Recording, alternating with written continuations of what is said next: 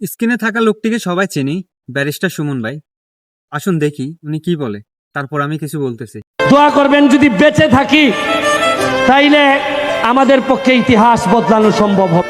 আমি যদি মারা যাই, কথা দিয়ে যাচ্ছি, আপনাদেরকে শপথ করাই যাচ্ছি, পছন্দ আপনাদের, তবে অবশ্যই আগামী নির্বাচনগুলোতে আমার হোক তোমার হোক এইটা দেখার বিষয় না, সৎ মানুষ ছাড়া, কর্মঠ মানুষ ছাড়া যেন মাধবপুরে কেউ নেতা হইতে না পারে।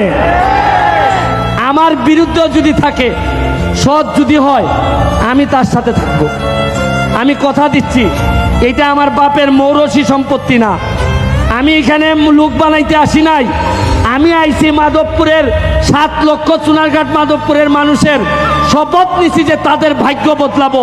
আর এই ভাগ্য বদলাইতে গিয়া আমার যতটুকু দৌড়াইতে হয়, যত জায়গা যাইতে হয় আমি যাব। এই কথা দিয়া আজকের মতো বিদায় নিচ্ছি। জয় বাংলা, জয় বঙ্গবন্ধু। ব্যারিস্টার সুমন ভাই আসলে অনেক ভালো মনের একজন মানুষ। আমরা তার সাথে আছি, ইনশাল্লাহ সবসময় তার সাথে থাকবো।